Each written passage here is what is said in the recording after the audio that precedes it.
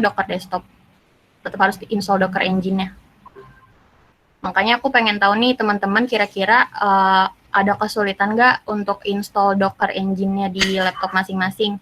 Karena kalau misalnya ada kesulitan, nanti kita mendingan prakteknya pakai Docker Labs aja, nggak pakai Docker engine yang terinstall di masing-masing. Jadi mungkin mulai dari sekarang teman-teman bisa komen di chat maunya kayak gimana, mendingan pakai Docker Labs aja yang bisa diakses semuanya pakai browser, atau mau pakai Docker masing-masing yang ada di laptop. Nah, silakan teman-teman.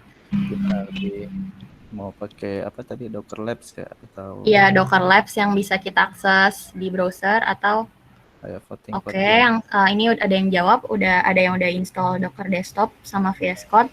Berarti berarti udah aman ya. Dockernya bisa, maksudnya kayak bisa dicek versionnya. Ada yang RAM-nya kepenuhan. Docker Labs aja kan, soalnya RAM saya sudah kepenuhan. Oke, ada satu tuh yang pengen Docker Labs. Docker Labs boleh. Oke. Biar nanti bisa coba semua, karena ada yang punya masalah, jadi pakai Docker Labs aja ya. Nah, mantap. Nanti kita pakai Docker Labs. Semuanya bisa interaktif juga ya. Yes, teman-teman juga selama oke. Oke, thank you yang udah jawab, ya ampun seneng banget ada interaksi.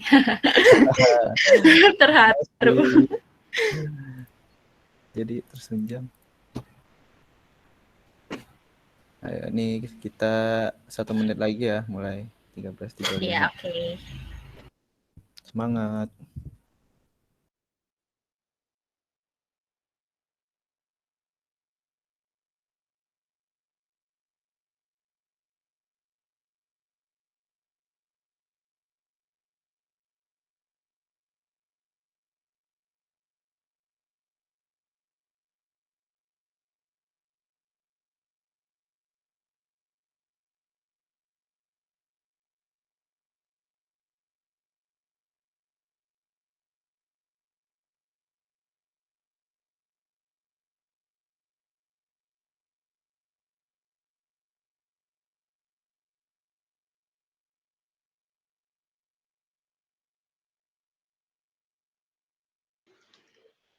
Halo, masuk nggak ya suaranya?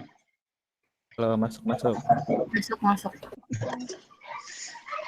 Oke, karena udah jam 13.35 juga, langsung aja kita mulai ya. Bismillahirrahmanirrahim. Assalamualaikum warahmatullahi wabarakatuh. Selamat datang teman-teman semua di acara Weekly Class di SCNF kali ini. Sebelumnya perkenalkan dulu, nama saya Renaldi Alfi Syahar, saya biasa dipanggil Alfi. Saya di sini selaku moderator yang akan memandu teman-teman selama acara berlangsung sampai acara selesai. Sebelumnya, saya mau ngucapin terima kasih nih sama teman-teman yang udah nyempetin waktunya buat hadir di acara ini. Terus mau ngingetin sekali lagi sama teman-teman yang belum install Docker, silakan boleh diinstal dulu biar nanti bisa ngikutin pembicaranya. Lalu selanjutnya saya juga mau kasih info terkait pembicara kita kali ini. Nah, jadi pembicara kita kali ini itu adalah Cassandra Khaidir atau biasa dipanggil Casey. Beliau merupakan seorang leader dari BSC Trilogi 2019. Nah, Kak Casey ini juga mahasiswa tingkat akhir dan juga lagi ngerjain skripsi. Di sini tuh Kak Casey itu sempat magang menjadi DevOps Engineer nggak salah di Ralali. Jadi buat yang nggak tahu Ralali itu adalah sebuah platform belanja kebutuhan bisnis pertama di Indonesia. Nah, jadi di event kali ini tuh pembicara kita bakal sharing pengalamannya menggunakan Docker selama dia magang di Ralali. Nah, kebetulan juga pembicaranya udah hadir, Pak Casey. Halo? Iya, sorry. Oke, aku harus on cam ya berarti ya? Ya, langsung aja untuk Casey, saya persilakan. Oke. Halo semuanya, sebelumnya makasih buat DSCNF udah ngundang aku. Terus makasih juga buat teman-teman yang udah datang. Terus mau minta maaf juga karena ini harusnya eventnya 2 minggu yang lalu, tapi tiba-tiba sakit, maaf banget. Jadi harus dijadwalin ulang untuk minggu ini. Terus aku mau langsung share screen aja. Wait sebentar ya. Bentar. Oke.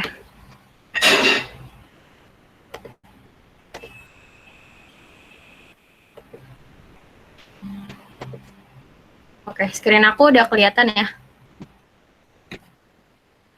Halo? Udah Kak. Oke. Udah Kak.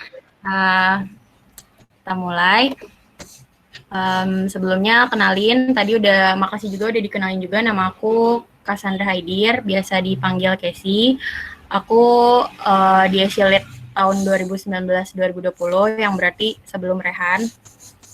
Nah, hari ini aku mau sharing tentang Docker, tapi ini benar-benar pemula banget. Jadi kalau misalnya teman-teman yang biasa udah sering pakai, sorry banget kalau yang ngechat aku nggak bisa lihat soalnya lagi share screen.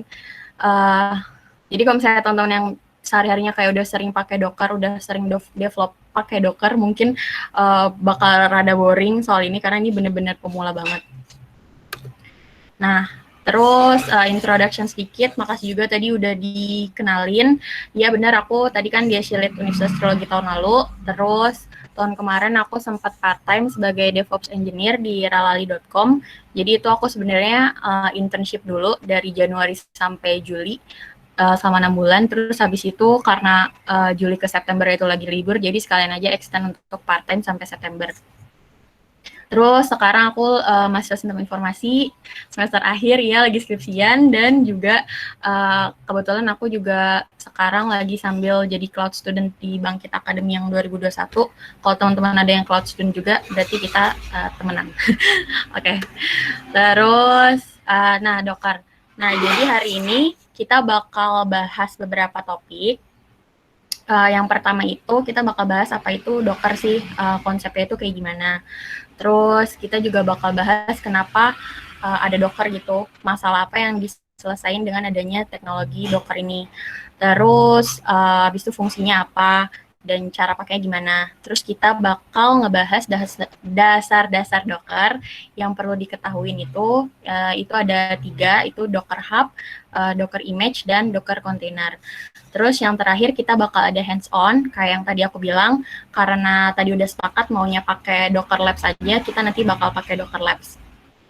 Nah, buat teman-teman mungkin kalau misalnya supaya nanti bisa langsung, tapi nanti bakal tetap dipraktekin juga sih. Itu bisa langsung buka aja Docker Labs-nya, terus habis itu mungkin bisa create account dulu. Create account-nya gampang banget kok, bisa cuma pakai Gmail biasa, supaya nanti mungkin kita bisa langsung. Atau kalau mau nanti barengan juga nggak apa-apa. Nah, terus habis itu pertama, Docker itu apa? Jadi Docker ini adalah sebuah platform yang dibangun berdasarkan teknologi kontainer. Nah, Docker ini menyediakan platform terbuka untuk developer maupun sysadmin untuk dapat membangun, mengemas, dan menjalankan aplikasi dimanapun sebagai sebuah wadah atau kontainer yang ringan.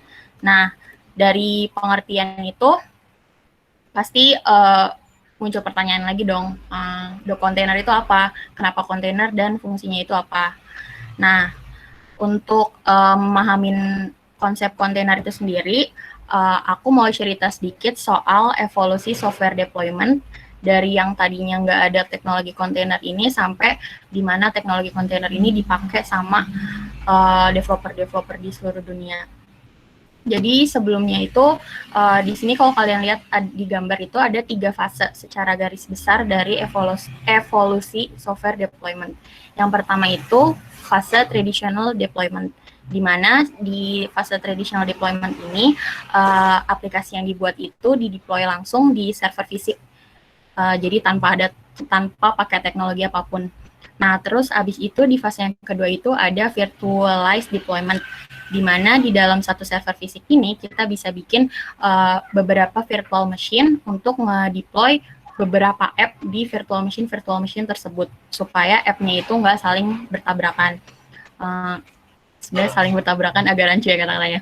Nah, terus abis itu di fase yang ketiga ada namanya barulah muncul container deployment, di mana instead of bikin virtual machine virtual machine itu basically kayak kopian dari server fisik yang dimana ada RAM-nya juga, ada vCPU-nya juga, kan itu sebenarnya lumayan berat kan. Sedangkan kadang orang tuh cuma pengen ya misah-misahin app-nya doang.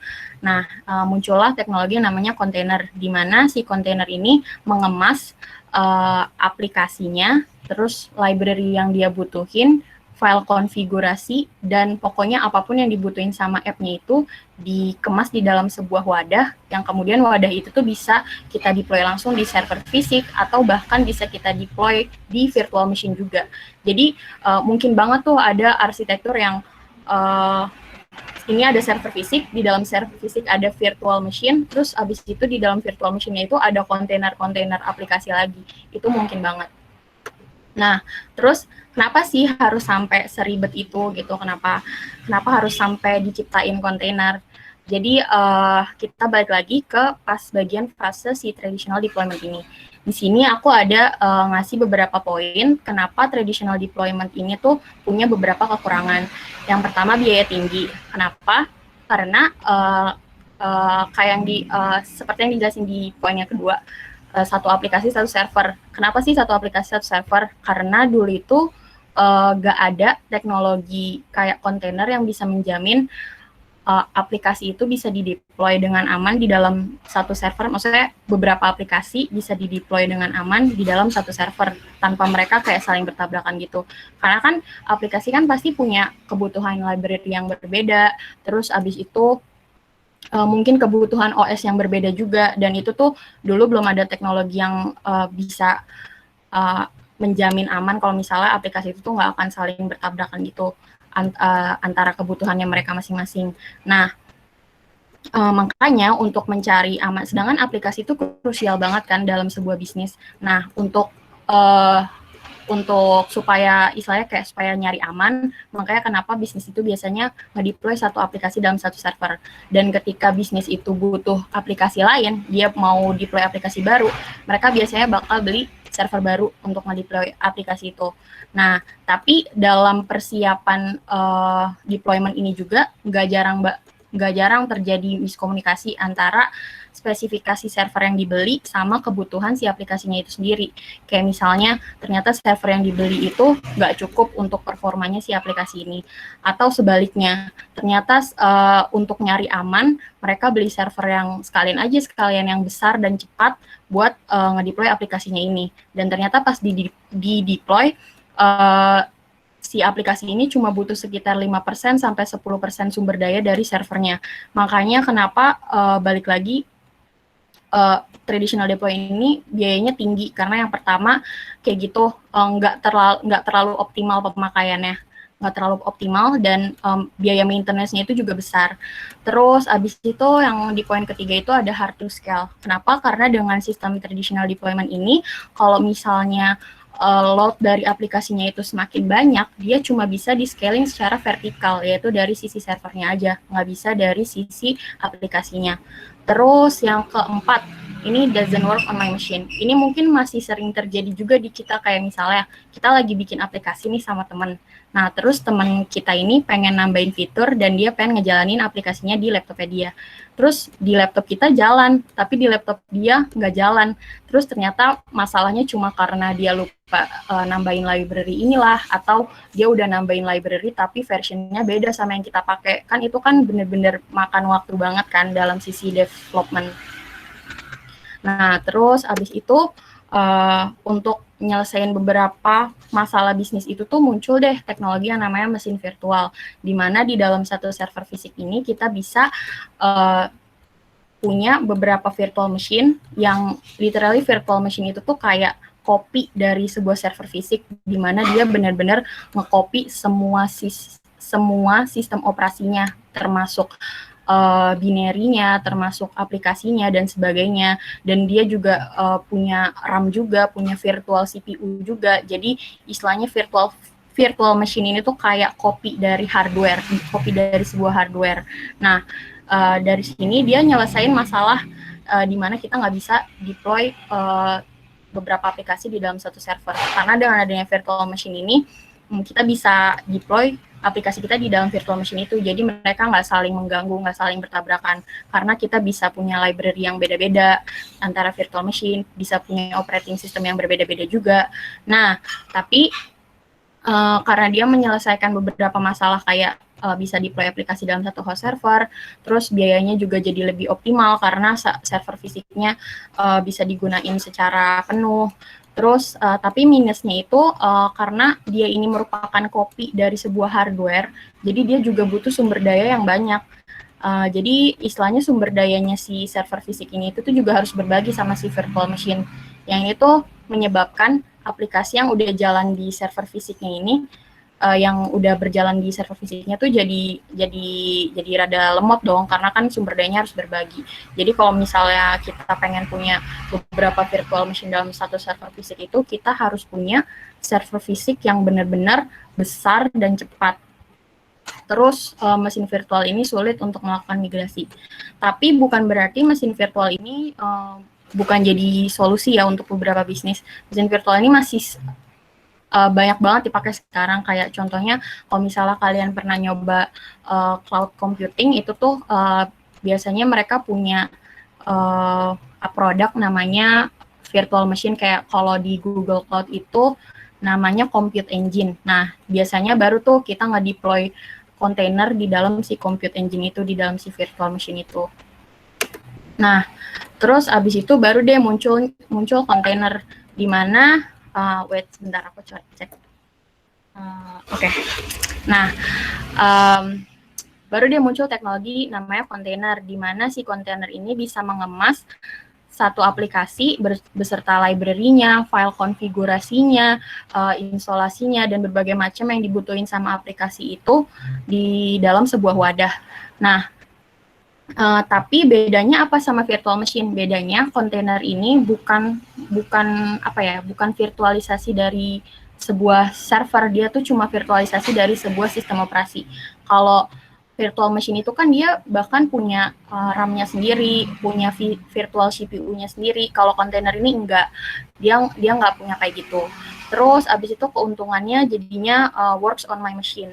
Karena semua kebutuhan aplikasinya itu udah dibundle dalam sebuah wadah, jadi ya nggak ada lagi tuh masalah kayak kurang install library lah, kurang kurang konfigurasi file macamnya, karena ya tinggal aku jalanin kontainer di mesin aku, teman kamu yang developer yang lain juga tinggal jalanin kontainernya itu di mesinnya dia, karena udah bentuknya itu udah sebuah wadah.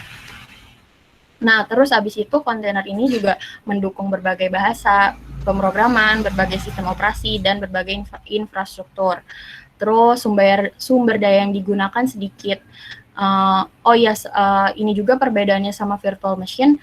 Kayak kalau kita bikin sebuah kontainer itu, satu kontainer itu mungkin besarnya cuma sekian MB, tapi kalau misalnya virtual machine, besarnya itu bisa puluhan gigabyte.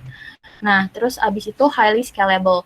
Dari yang tadinya itu scalingnya itu cuma secara vertikal, cuma dari mesinnya, kita juga bisa scaling secara horizontal, jadi dari aplikasinya. Terus udah pasti banget pengoptimalan biaya kan. Terus yang tadi mudah untuk imigrasi, karena kalau udah dikemas, udah di wadah, ya tinggal kita jalanin aja wadahnya di tempat lain. Mungkin ini sulit untuk dipahamin kalau masih kayak diomongin kayak gini, tapi mungkin nanti teman-teman bakal lebih paham ketika udah prakteknya.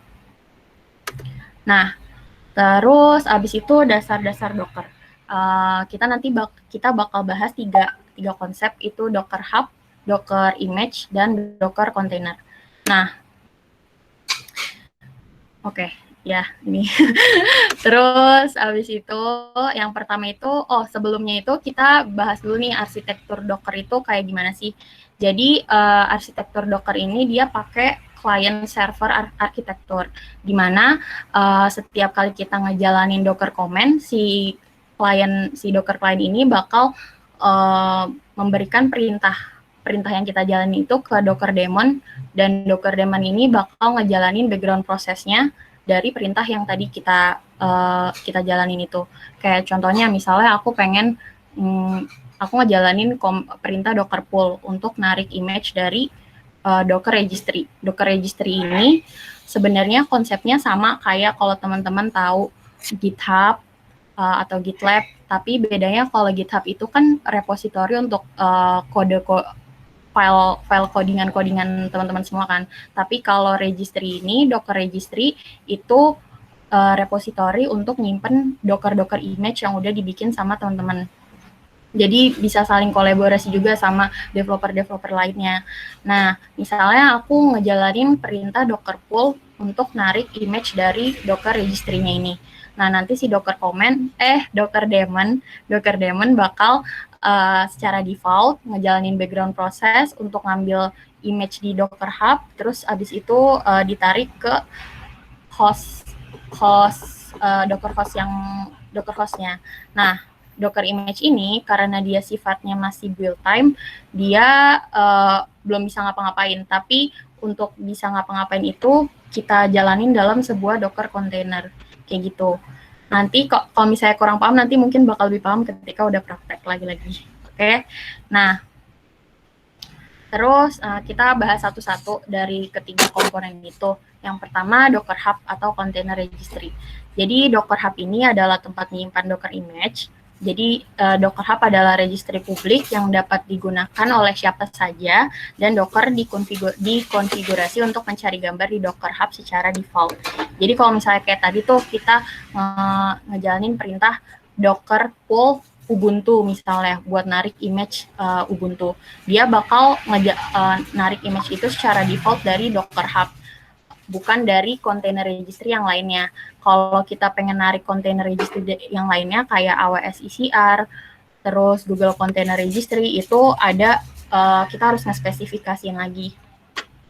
Nah, kalau dari container registry yang lain ini, kira-kira yang aku baru coba itu baru AWS ECR sama Google Container Registry. Tapi semua konsepnya sama, yaitu sebuah repository kayak GitHub gitu. Cuma bedanya ini untuk Docker image. Oke. Nah, terus, contoh perintah Docker. Ini aku masukin 3 contoh, tapi sebenarnya banyak banget. Tapi yang commonly used itu Docker build untuk bikin image dari Docker file, terus Docker pull untuk narik Docker image dari Docker registry, dan Docker run buat menjalankan sebuah perintah kepada kontainer yang baru. Nah, aku mau, sebelum kita lanjut, aku mau, sorry. Salah, guys. Nah, oke, bentar, aku mute aja. Nah, aku mau nyoba contohin satu perintahnya, yaitu Docker pull yang kita udah bahas. Misalnya, aku pengen narik Docker pull Ubuntu latest.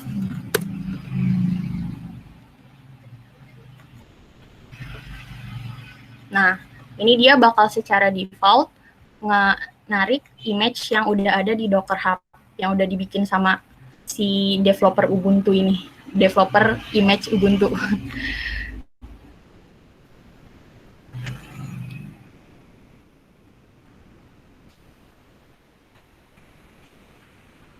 Nah, terus kalau misalnya kita cek,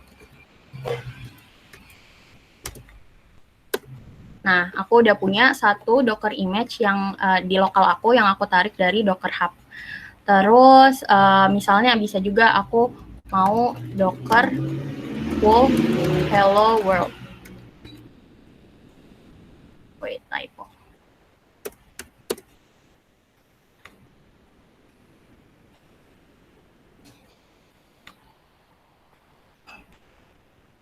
Oke, terus kalau aku cek lagi Docker image list. Nah, aku udah ada 2 Docker image. Nah, tapi Docker image ini masih build time. Kalau aku cek Docker container list, aku belum punya kontainer apa-apa yang berjalan di mesin aku. Nah, terus lanjut. Oke. Nah, kita bakal bahas Docker Container Image. Tadi kita udah nyoba nge-pull 2 Docker image dari Docker Hub. Nah, terus sebenarnya Docker image itu apa sih? Jadi Docker image ini tuh adalah template yang bersifat read-only dengan instruksi untuk membuat Docker container. Nah, jadi instruksi-instruksi yang kita butuhin buat mengemas aplikasi kita ini tuh ada di dalam sebuah Docker image. Dan itu berbentuk layer-layer kayak gini. Misalnya layer pertama ini aku pengen install Ubuntu. Terus abis itu layer kedua Sorry. Jadi gini, jadi dalam sebuah Docker image ini tuh kita juga bisa ngejalanin berdasarkan base image yang lain. Misalnya, aku punya aplikasi yang pengen aku jalanin di dalam OS Ubuntu yang berjalan di atas Apache server. Nah, misalnya base pertama, untuk layer pertama, aku install dulu nih base image Ubuntu. Abis itu buat ngejalanin, kan aku pengen di atas Apache server. Berarti yang layer kedua aku bisa install Apache server. Terus abis itu aplikasi aku misalnya aku buat pakai Node.js. Berarti dia harus aku install Node.js. Itu bisa aku install di layer ketiga. Dan seterusnya. Jadi Docker image ini basically berisi layer-layer yang isinya itu tuh instruksi-instruksi teman-teman untuk ngejalanin aplikasinya. Apapun yang dibutuhin sama aplikasinya. Nah, tapi Docker image ini sifatnya masih build time. Jadi dia belum udah selesai kita build, tapi belum kita jalanin.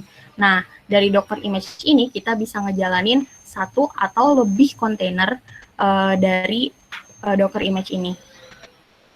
Oke, terus instruksi-instruksi dari layer-layer ini kita masukinnya kayak gimana? Kita masukinnya di dalam sebuah file yang namanya itu Docker file. Nah, Docker file ini juga punya format tersendiri. Formatnya itu instruction, terus argumennya. Nah, contohnya itu ada di bawah. Misalnya, layer yang pertama, aku pengen pakai base image Alpine. Berarti aku masukin instruction Docker file from, terus abis itu base image-nya itu Alpine. Terus di layer yang kedua, aku pengen install Node.js. Berarti aku bisa pakai instruction Docker file run, terus abis itu aku masukin argumen untuk install Node.js, dan seterusnya.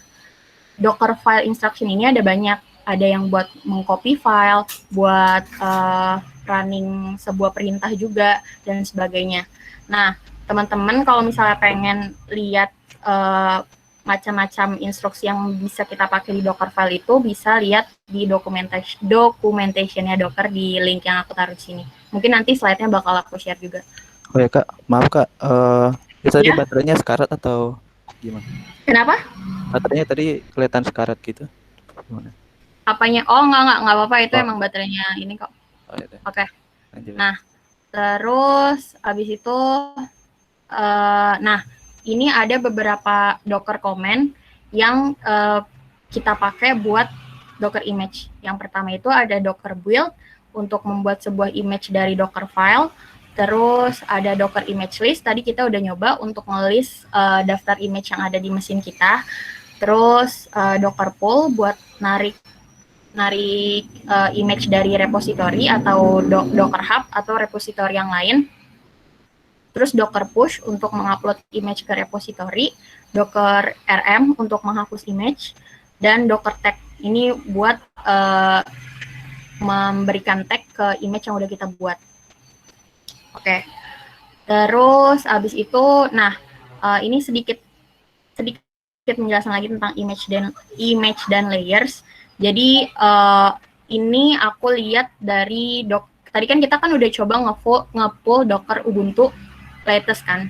Nah, kalau misalnya kita buka repositorinya si Ubuntu di Docker Hub itu, kita bisa ngeliat tuh Docker filenya dia. Image layers-nya itu ada apa aja sih? Nah, image layer-nya si Docker Ubuntu latest itu tuh kira-kira kayak gini. Dia ada 5 perintah, yang berarti di dalam Docker image-nya itu ada 5 layer, kayak gini. Terus, udah, habis itu image naming dan tagging. Nah, tadi tuh untuk, kalau misalnya kalian perhatiin, pas aku nge-pull image, itu kan aku nge-spesifikasi Docker pull Ubuntu terus !2 latest. Nah, itu tuh karena di setiap image itu mereka punya tag-tagnya sendiri, dan tagnya itu nggak selalu latest, tagnya itu bisa kayak version, kayak misalnya Ubuntu 1.2, Ubuntu 2.3 gitu-gitu sebagainya. Ini tuh digunain supaya kita bisa nge-spesifikasiin bisa jadi, karena kan setiap Docker image bisa jadi isi perintah-perintahnya itu beda. Nah, Docker tag ini tuh fungsinya untuk nge-spesifikasiin setiap image-image itu. Terus ya di penjelasannya Docker pull Ubuntu latest, terus menarik image dengan jadi basically aku narik image dari repositorinya Ubuntu dengan tag-nya dia yang latest dari official repository Ubuntu dari Docker Hub. Nah, terus kalau misalnya kita mau nge-build sebuah image dari Docker file, misalnya kita kayak udah bikin Docker filenya, terus kita mau nge-build, itu kita pakai command docker build, terus habis itu strip tag, terus nama image-nya, terus tag image-nya, dan ini kita kasih titik buat current directory. Contohnya kayak gini, misalnya aku bikin docker image dengan nama image-nya website dan tag-nya itu 1.0. Nah, terus itu tentang image naming dan tagging. Nanti kita juga bakal coba. Oke. Nah, terus abis itu kita bisa juga nih, misalkan tadi kita udah punya docker image website website 1.0. Nah, tapi kita mau ngasih tag lain ke image-nya itu. Kita tinggal pakai command perintah docker tag, terus abis itu nama current image-nya, nama current tag-nya, terus abis itu ini itu tuh Cassandra ini tuh kalau misalnya kita spesifikasiin, kalau misalnya kita pengen nge-push Docker image-nya ini ke Docker Hub, dan ini username Docker Hub-nya gitu. Kayak kalau misalnya username GitHub juga kayak gitu kan ada. Nah, terus abis itu ini basically Docker image name yang baru, ini tag yang baru. Kayak gitu. Ini beberapa perintah, jadi ada beberapa opsi kalau misalnya kita mau Docker build. Yang pertama itu strip tag, yaitu sebenarnya kepanjangan dari tag. Ini digunain untuk memberi nama dan tag pada Docker image. Terus abis itu yang kedua itu ada strip f atau strip file. Ini nama dari Docker file. Kalau misalnya tadi kan kita nggak nge-spesifikasiin filenya kan. Jadi tuh kita bisa aja sebenarnya naruh Docker file-nya itu di dalam sebuah file misalnya, terus habis itu kita tapi harus nge-spesifikasiin strip f bla bla bla kayak gitu. Nah, terus habis itu Docker container. Nah, tadi kan kita udah nge-build tuh misalnya Docker image. Nah, tapi dia itu masih sifatnya itu fase build time. Sedangkan container itu tuh adalah instant image yang dapat dijalankan. Aku bakal ngasih contoh pakai image kita yang tadi, yang hello world. Wait, sorry. Oke, misalnya aku udah punya Docker image Ubuntu dan hello world. Nah, tapi aku belum punya kontainer yang berjalan. Masih kosong. Nah, terus aku mau ngejalanin kontainer dari base image hello world. Aku tinggal ngejalanin perintah docker run hello world. Nah, terus dia berjalan deh kontainernya. Tapi karena kontainer hello world ini cuma kayak gini doang, ya oke, yang keluar cuma kayak gini doang. Nah, bisa juga aku spesifikasiin, misalnya aku pengen nama, misalnya aku cek lagi, aku pengen spesifikasiin dockerannya itu pakai nama hello, terus base image-nya hello world. Nah, bisa juga. Terus kalau aku cek docker PSA, nah ini ada 2 kontainer yang tadi aku bikin, tapi mereka nggak running. Jadi bedanya docker PSA sama docker container ls. Nah, kalau docker container ls ini ngelis kontainer yang udah running. Kalau docker PSA ini ngelis semua kontainer yang udah kita buat tapi dia sifatnya nggak running. Kayak gini. Nah, semoga paham. Nanti kalau misalnya kurang paham, kita bakal praktekin juga. Oke, wait. Nah, ini beberapa opsional yang bisa kita spesifikasi kalau kita pengen nge-run sebuah kontainer. Yang kita udah coba itu tadi yang name. Kita nge-spesifikasiin nama pada kontainer. kenapa harus dispesifikasiin? Karena kalau nggak dispesifikasiin, itu nanti dia bakal kayak gini nih. Wait, sorry. Yang pertama itu kan aku cuma Dockeran Hello World kan.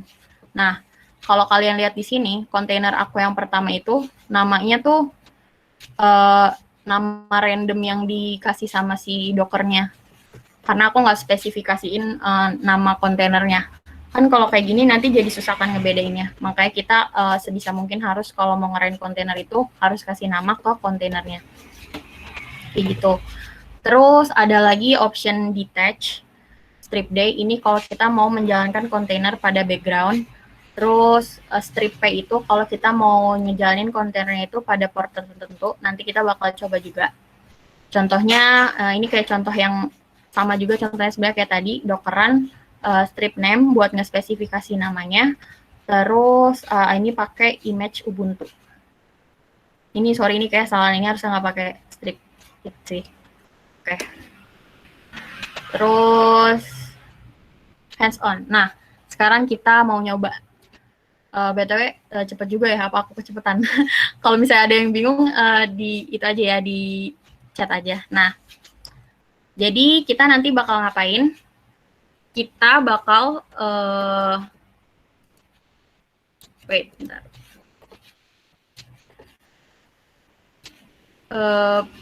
Oke, yaudah. Jadi kita nanti aku bakal ngasih contoh aplikasi. Kalian bisa cloning aplikasinya dari GitHub. Terus abis itu kita bikin Docker file dari aplikasi itu. Terus kita bikin image dari Docker filenya. Terus kita jalanin kontainer dari Docker image yang udah kita bikin. Nah, yang pertama clone app-nya. Karena tadi kita udah sepakat maunya pakai Docker Labs aja. Teman-teman bisa buka. Wait, sorry. Ini di close dulu. Teman-teman bisa buka ini linknya aku kasih di chat, labs.playwithdocker.com. Ya.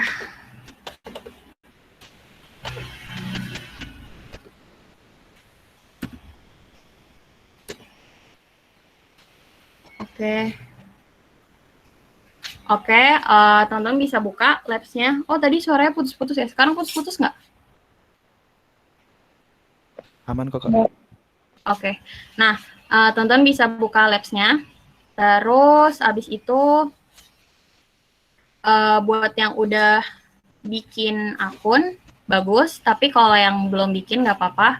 Bisa langsung, kalau kalian buka, di sini ada button login. Terus, kalian cuma ada satu pilihan, Docker, obviously. Terus, abis itu nanti dia bakal ada pop-up window. Nah, kalau misalnya teman-teman yang udah punya Docker ID, bisa langsung login aja. Tapi buat yang teman-teman yang belum, bisa sign up aja. Aku mau sign up aja walaupun aku udah punya. Wait. Oh, kita harus require dulu ya, bentar. Oh, enggak, ding. Apa sih?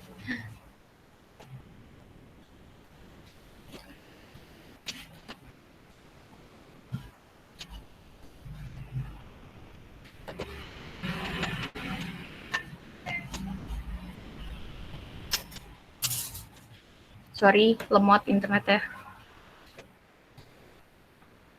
Oke. Terus habis itu bisa sign up aja. Misalnya aku pengen Docker ID-nya itu Casey Chai. Wait.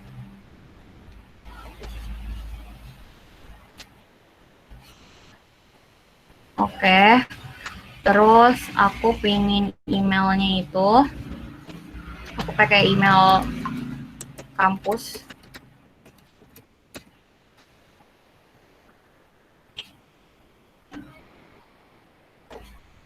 Sorry, lemot. Terus spesifikasi passwordnya. Terus oke.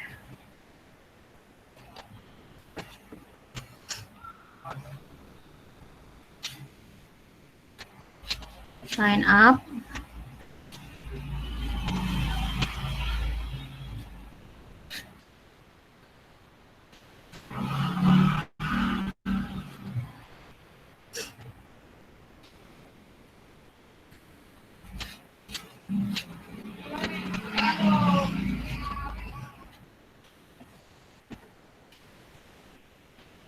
Lama ya, sorry guys. Oke. Ini bisa pilih yang free, continue with free. Kecuali kalau kalian mau yang subscription. Oke, terus habis itu kita verify email dulu. Wait, aku mau verify pakai HP aja. Bentar ya.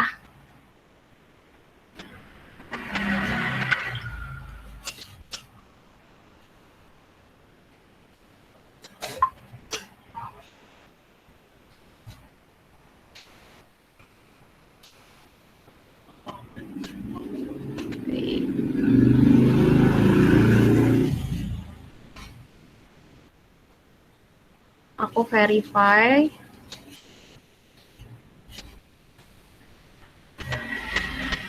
Oke. Habis itu, setelah verify kita bisa langsung login. Oh, udah login. Oh, belum, benar. Oke. Oke, si Caidir.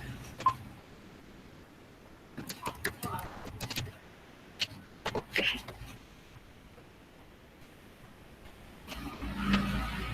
Habis itu nanti kalau kita udah login bakal buttonnya bakal berubah jadi tombol start. Udah belum?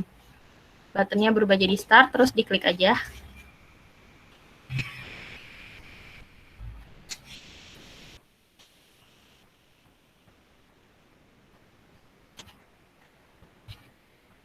Oke, nah jadi basically Labs Play with Docker ini dia bakal bikin kayak virtual environment gitu, virtual machine gitu, yang di situ udah terinstall Docker, jadi kita bisa bermain-main dengan Docker.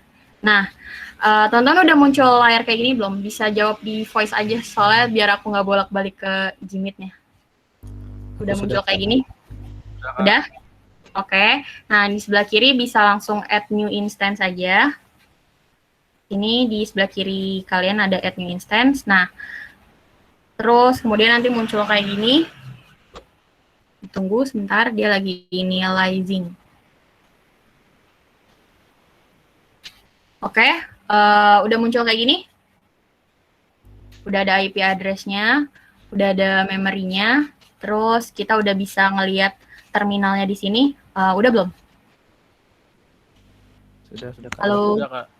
Oke. Sudah, Kak. Nah, oke, nah, nice. Terus yang pertama, kita bakal nge-clone app. Ini kalian bisa nge-clone dari GitHub aku, tapi obviously bukan aku yang bikin. Aku lupa aku nge-clone-nya dari mana. Aku nggak nemu original repo-nya, jadi aku bakal ngasih link yang ada di repo aku. Kalian, langsung aja deh, langsung sama git clone-nya. Karena kita pakai full terminal, kita nge-cloning app-nya juga pakai git aja ya. Ini kalian bisa, bakal aku copy di sini.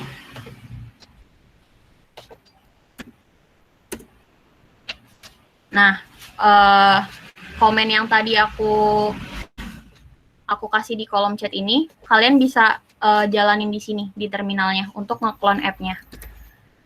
Git clone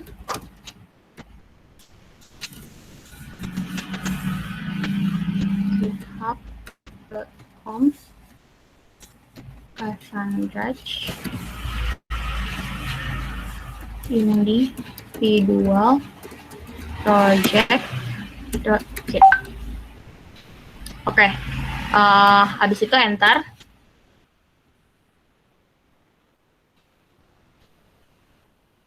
Ya, udah kayak gini. Teman-teman udah nge-cloning app-nya belum?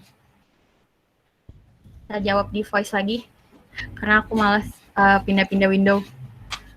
Masih proses. Nggak bisa di-copy, Kak, ya? Kenapa? Kenapa? Halo? Masih proses nge-clone. Oh, masih proses ini, nge-clone.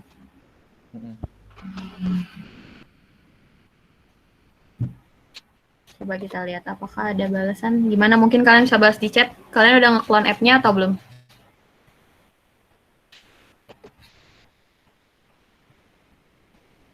Halo. Udah. Oke, yang lain gimana? Dan oke. Dan oke, nice. Proses. Oke, masih proses. Kita tunggu ya guys supaya nggak ada yang ketinggalan. Nggak lama kok kayaknya. Karena kan ini kita pakai PM-nya si dokter. Oke, terus kalau misalnya teman-teman yang udah, kalau misalnya kalian list LS gini, lihat ini udah pasti udah ada folder individual project dan ini nanti bisa kita open di editor, tapi sebelum kita open di editor, kita mau bikin docker file-nya dulu di dalam folder si individual project itu. Jadi kita change directory dulu buat masuk ke foldernya. Caranya itu cd, terus spesifikasiin foldernya typo. Wait. cd individual project kayak gini. Teman-teman bisa kelihatan kan? cd individual strip project, habis itu di enter. Nah, sekarang kalau misalnya teman-teman lihat di terminalnya itu udah ada kayak gini, berarti kita udah ada di directory-nya si individual project. Dan kalau teman-teman klik list lagi, nah ini kita bisa ngelihat file dan folder yang ada di aplikasi si individual project ini. Ada backend, fonts, app.js, package.json, server.js, dan sebagainya. Sampai sini udah belum? Udah ganti directory. Aku mau lihat lagi mid-nya. Udah belum? Yes, udah. Udah. Yang lain gimana? Dan yang lain gimana? Oh my god, aman, oke. Ada yang kesulitan untuk nge-cloning app dan ganti directory-nya? Kalau nggak ada yang bilang kesulitan, berarti aku anggap udah semua ya. Oke. Nah, setelah itu kita bikin docker file dulu. Caranya itu masukin perintah touch touch docker file. Kayak gini. Touch docker file. Aku mungkin bakal masukin komennya di Meet supaya kali aja ada yang bingung.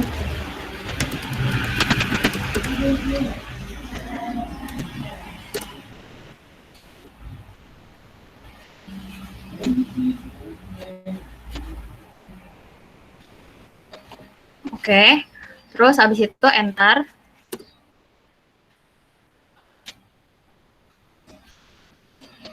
Oke, kalau misalnya kita list lagi isi directory-nya, sorry ya ada yang dangdutan lewat. Itu, nah kita bisa lihat file docker file udah ada di sini. Nah, supaya kita gampang edit docker file-nya, wait bentar, ada yang lewat dulu. Oke. Nah, supaya kita gampang edit docker file-nya, teman-teman bisa buka di sini ada button editor. Kita bakal buka editor dari si virtual machine-nya ini. Nanti bakal ada pop-up kayak gini. Klik button yang ini ya, button editor. Nah, sini kita bisa lihat ada file individual project kita udah ada di dalam folder root. Wait, bentar. Terus di sini udah ada folder-folder app-nya, terus udah ada docker file juga. Kita sekarang kita mau masukin instruksi-instruksi yang kita butuhin ke dalam docker file-nya. Ini diklik 2 kali aja, terus nanti muncul editor kayak gini. Nah, terus instruksinya bakal kita isi apa? Jadi, aku pengen ngejelasin dulu pertama, kalau misalnya kita lihat di app-nya itu,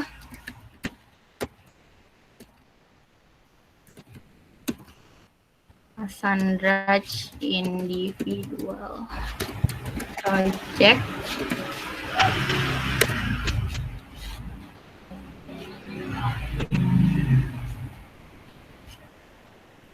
Nggak apa, kalian nggak usah ke GitHub ini, aku cuma mau nunjukin readme-nya doang.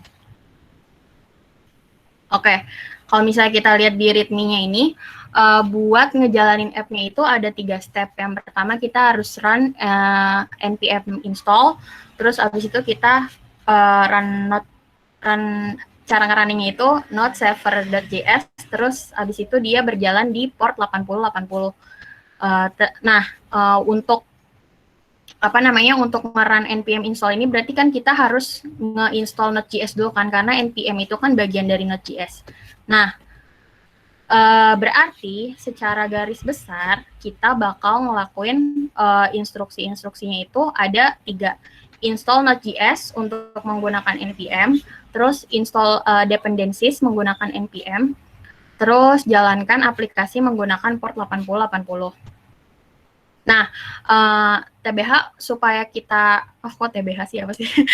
Nah, untuk install dependencies pakai npm itu tuh kita pakai file yang namanya package.json, di mana di sini file package.json itu tuh isi dependencies yang dibutuhin sama si aplikasinya. Nah, jadi kita buat ngejalanin 3 itu, yang pertama, editornya mana tadi? Oke, kita balik lagi ke editor. Terus pertama kita masukin instruksi from, terus kita pakai base image-nya itu Node, tag-nya yang latest aja, karena sebenarnya Node ini kalau misalnya kalian lihat di Docker Hub, dia tag-nya ada banyak, ada yang versi 6, ada yang versi 7, dan sebagainya, tapi pakai yang latest aja nggak apa. Dan tag latest ini bukan berarti ini versi Node.js yang terbaru ya, enggak. Ini tuh tag itu tuh bukan tag itu tuh bukan untuk nge-spesifikasiin image ini yang terbaru atau enggak, tapi kayak buat ngebedain setiap image-nya aja. Nah, terus abis itu kita spesifikasiin work directory-nya pakai instruksi workdir, karena dia udah ada base-nya Alpine, jadi kita bisa langsung spesifikasiin workdir-nya. Kayak gini, sorry, kelihatan nggak sih? Atau terlalu kecil? Kelihatan nggak? Kelihatan nggak sih, guys? Nggak terlalu kecil, Kak. Boleh digedein sedikit lagi, Kak? Wait, aku gedein lagi ya, bentar.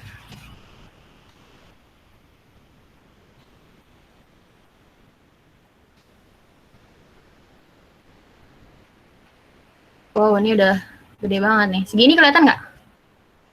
Oke, Kak. Aman, Kak. Kelihatan. Oke. Nah, terus abis itu, wait. Dia masih nge-zoom. Oke. Setelah kita, wait, bentar. Ternyata dia masih nge-zoom. Aku kayak kebanyakan nge-zoomnya deh.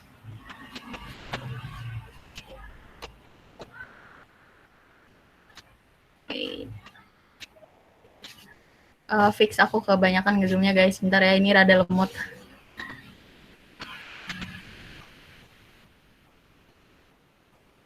Oke, sekarang dia jadi gede banget.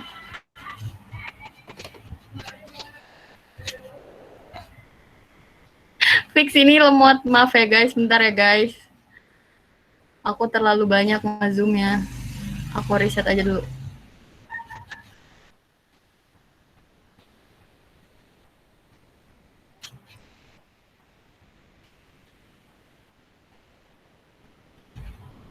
Wait, bentar, sorry.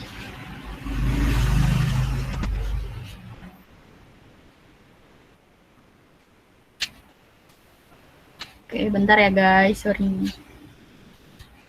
Terus dia not responding dong. Oke, bentar, aku exit dulu editornya ya. Nanti aku buka lagi.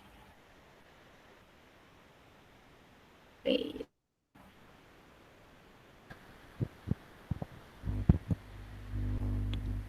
Dulu editornya. Tadi bentar ya. Mau exit page. Wait, sorry.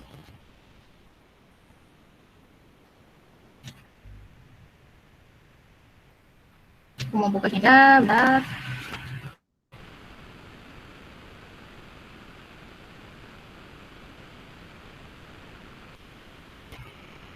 Wait. Emang dia kalau itu kalau mau gitu guys. Let's play with card. Oke.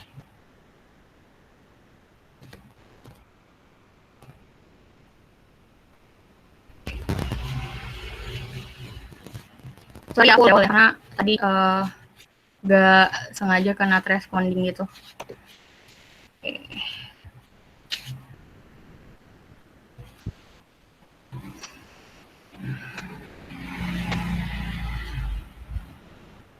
Oke. Wait.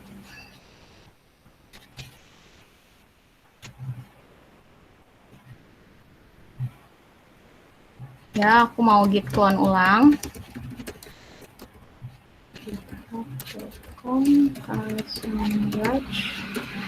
individual project.git. Sorry, typo.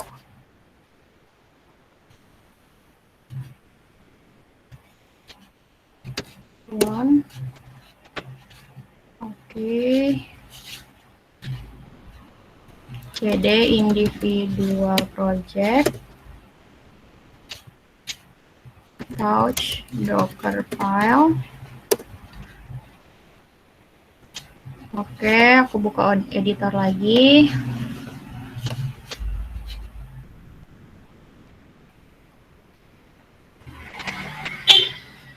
Oke, wait.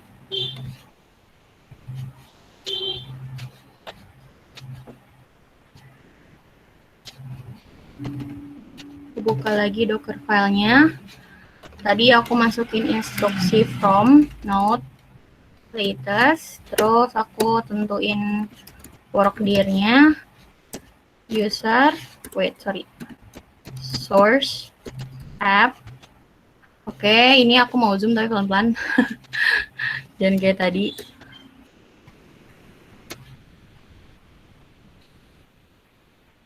Oke, wait. Sekali lagi mungkin.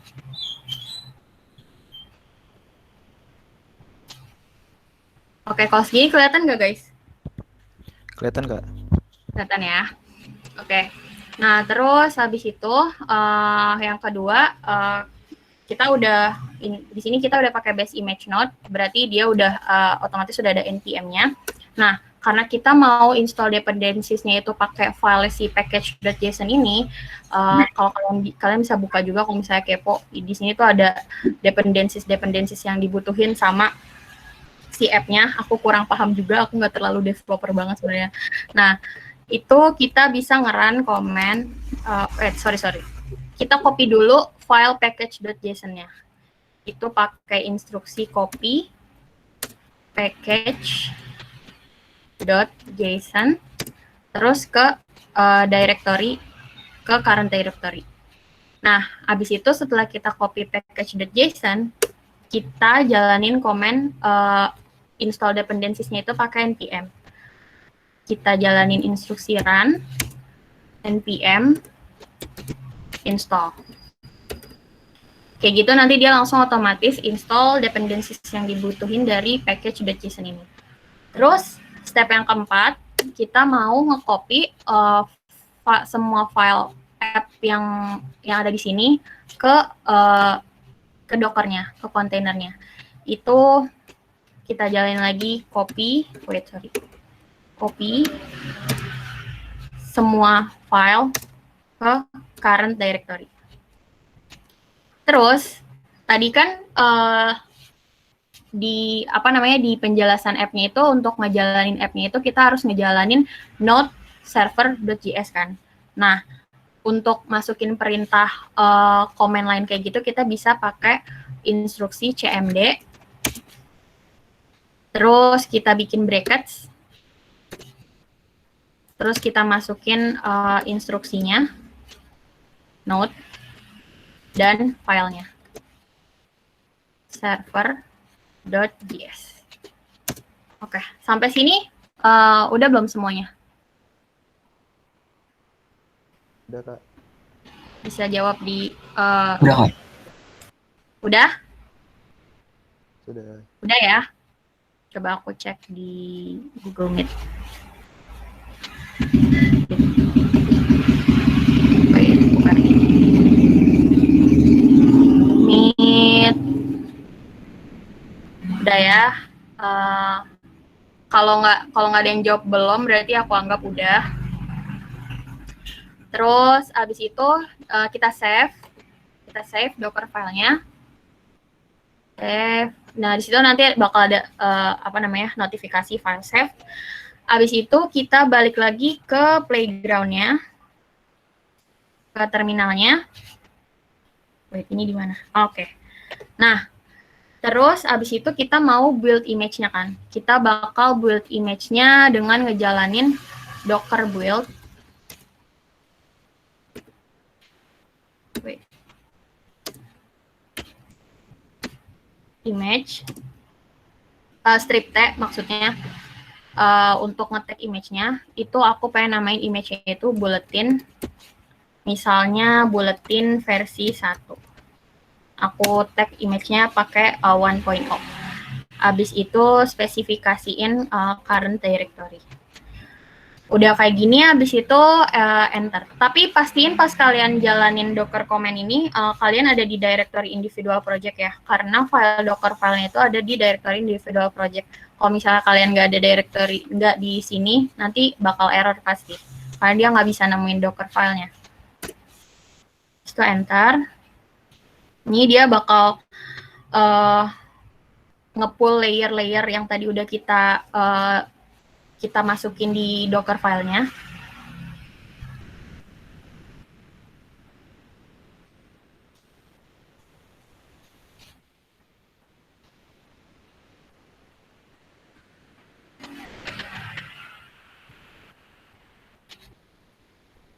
Sampai sini aman nggak guys? Aman Kak. Oke.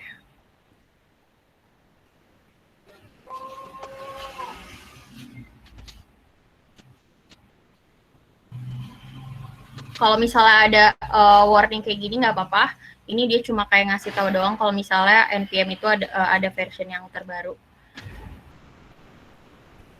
Nah, kalau misalnya kalian udah di sini udah ada notifikasi successfully build, terus udah tag bulletin .2 1.0, berarti image-nya udah berhasil di build. Cara ngeceknya kalian bisa jalanin docker image list.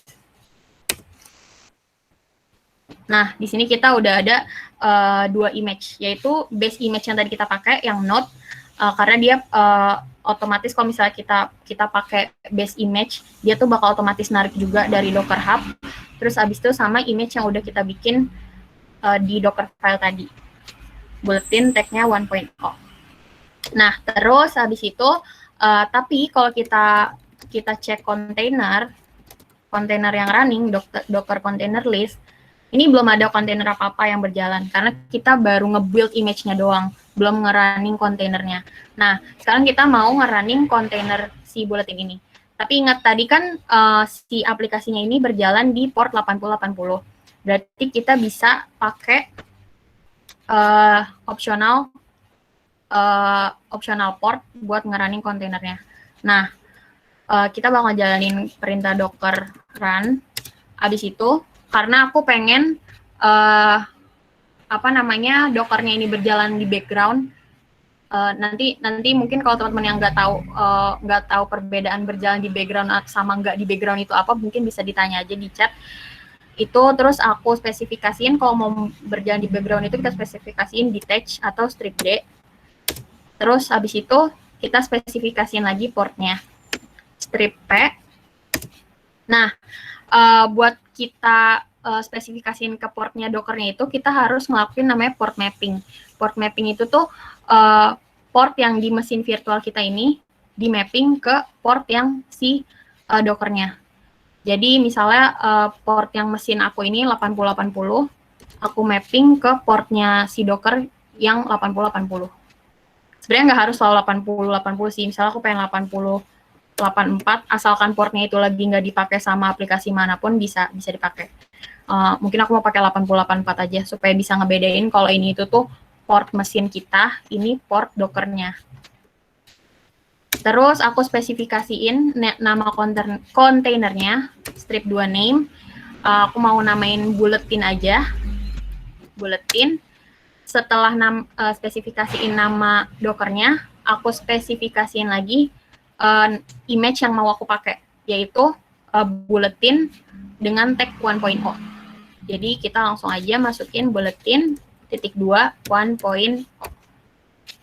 Udah kayak gini, Dockeran berjalan di background, detach, terus spesifikasi import, port mapping 8084 ke 8080, terus nama kontainernya dan image yang dipakai. Habis itu kita bisa enter deh. Oke, nah kalau misalnya kalian notice di sini, di atas, ini bakal ada 8084 karena tadi kita nggak buka port 8084 untuk ngarahin ke 8080 kan. Ini bisa langsung diklik aja, nanti dia bakal ngebuka. Ada Docker kita udah berjalan di port 8080, di port 8084 yang di mapping ke port 8080. Agak confusing ya. Kalian juga bisa ngecek di sini Docker container yang udah jalan. Itu kita coba lagi, kita cek Docker container ls. Ya, nih dia udah masuk kan, kontainer dengan ID segini, image-nya pakai image bulletin, terus abis itu komen yang dipakai ini, created-nya 47 seconds ago, udah kontainernya udah berjalan selama 45 detik, terus portnya itu pakai 8084 yang di mapping ke 8080, dan nama kontainernya itu bulletin. Selesai deh, kalian sudah mengemas aplikasi pertama kalian menggunakan kontainer. Kayak gitu, sampai sini ada yang kesulitan atau ada yang punya pertanyaan nggak? Ketinggalan di mana? Baru sampai mana? Saya verifikasi emailnya nggak bisa-bisa, Kak. Oh, ya ampun, kamu ketinggalan sampai situ. Kenapa nggak bisa diverifikasinya? Kenapa tuh? Ini di sini email, padahal saya belum pernah daftar. Mungkin kamu bisa share screen aja kalau kamu mau. Aku stop share screen biar kamu bisa share screen. Saya ini dua ya, kalau di laptop mic-nya nggak bisa digunakan. Kenapa? Kalau dari laptop Google Meet-nya mic-nya. Oh, kamu join 2 gitu ya? Oh, ya udah. Terus kamu gimana nih? Mau tetap catch up apa mau gimana? Tetap sih, Kak. Nah, saya share. Oh, ya udah. Yang lain, kalau yang lain ada problem gimana? Yang Muhammad Fakhru Rozi ketinggalannya di mana? Di build bulletin, oke. Kamu tadi, wait, aku balik lagi berarti. Bentar, aku balik ke sini ya berarti ya.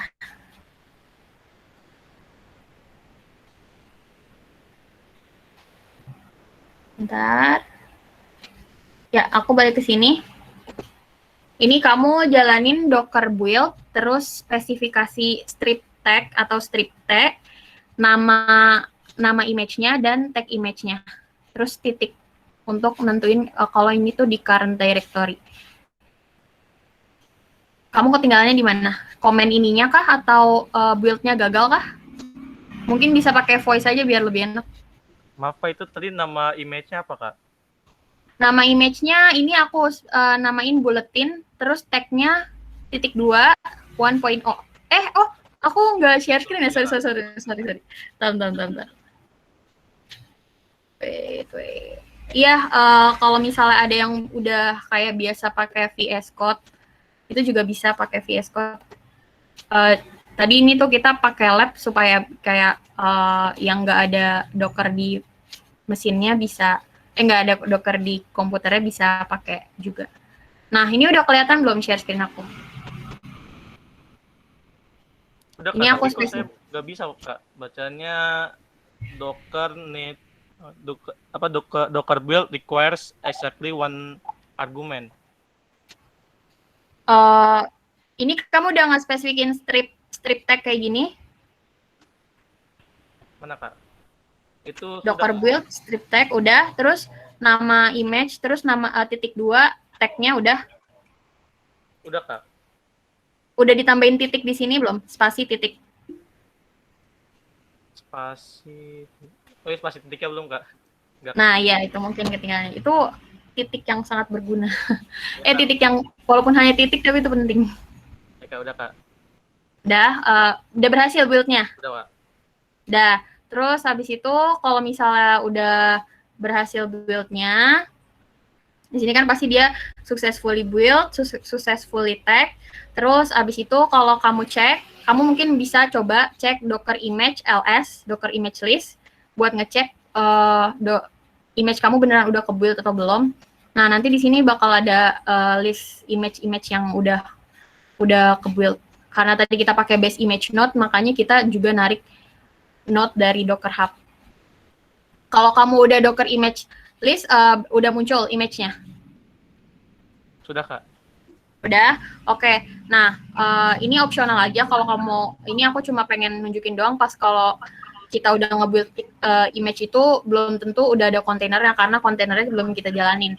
Nah, setelah kamu build image, kamu bisa di sini nge-run kontainer itu, jalanin command ini, dockeran, abis itu pakai strip D, detach, ini tuh biar kontainernya berjalan di background.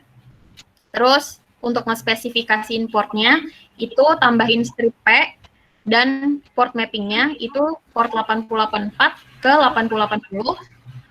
Habis itu spesifikasi name-nya itu kamu tambahin strip 2 name, nama kontainernya, bulletin, dan image yang dipakai. Jangan lupa nama image-nya dan tag-nya juga harus dispesifikasiin ya. Oke Kak. Bulletin titik 2 tag. Udah? Kayak gini udah? Perlu Kak lagi di jalan. Udah, terus kalau misalnya dia udah ada ini nih angka-angka yang sangat banyak ini, itu berarti kamu udah berhasil nge-run kontainer. Kalau misalnya kamu pengen ngecek, kamu bisa docker container list. Nanti kalau misalnya di sini udah di sini udah ada kontainer kamu, terus udah ada penjelasannya, image-nya pakai yang ini, bulletin, terus komennya dia pakai komen ini, created-nya 47 detik yang lalu, terus port mapping-nya juga udah ada kayak gini, berarti udah nge-run. Dan untuk ngelihat aplikasi yang udah kamu kemas pakai Docker itu, di sini di atas udah ada port yang dibuka 8084, karena tadi kita pakai port 8084, tinggal diklik aja, nanti dia bakal ngebuka tab baru untuk buka aplikasi kita ini gitu. Udah, sampai sini udah? Sudah sampai yang keluar angka Kak, yang Docker run-nya. Udah nyampe Dockeran, terus pas ngebuka portnya udah belum? Buka belum Pak? Belum Kak. Di sini udah muncul port 8084. Itu buka ke situ gimana Kak? Dimasukin aja. Sessionnya time out Kak. Time out? Iya. Berarti kamu gagal nge-run kontainernya? Enggak, baru time out sessionnya, jadi ke reset yang tadi. Tapi berarti habis ya waktu ininya ya, waktu labnya ya? Iya.